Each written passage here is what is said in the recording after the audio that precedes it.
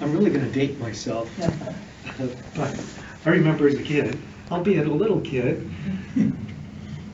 I would hear on the radio at the beginning of the summertime a song by Nat King Cole about rolling out those lazy, hazy, crazy days. See, I'm not the only old timer here. It was a fun song. Even as a little kid, I liked it. Summer days might be hazy once in a while. I think at that time, when the song was written, we had a lot more smog days, and they really were hazy. Lazy, they are never lazy here, not at the ACC. Crazy, all the time. Yeah, see, you guys, you get it.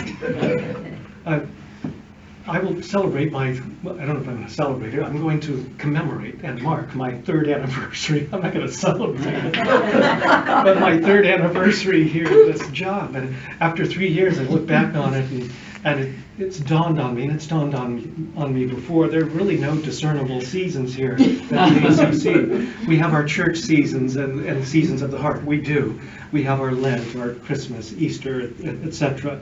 But work-wise, it never slows down. It's always at kind of a pretty intense level. I think that's good, because it means we're all working really hard, but there's an occupational hazard involved, and Jesus hits the nail on the head. Because we might be saying, I know I do, as a rationalization for sometimes not praying, for sometimes not being attentive to you, sometimes putting my friends and family on a burner that is so far away you couldn't even call it a back burner.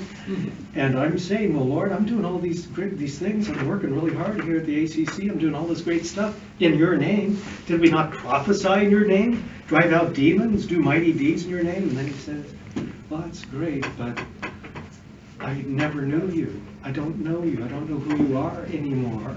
That's not a good place to be for any of us. It is that deep, abiding, and intimate relationship, and the calm and the confidence that comes from that we really must cultivate in the midst of our craziness and haziness, but not laziness, right? So, yeah, that is our calling.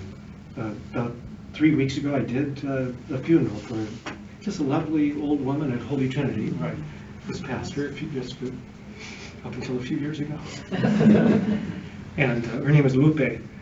One of the granddaughters got up to give a eulogy, and absolutely beautiful. And not all eulogies are created equal, you understand. This was so beautiful, and she shared a moment just a few days before her grandmother died, and how her grandmother turned to her and just said to her, I am so happy. What a wonderful place to be. Now that's someone who in the midst of busyness and craziness in her own life as mom, grandma, a wife, all of the above, she found time clearly for intimacy and that deep and abiding personal relationship with Jesus. She knew him, and he knew her.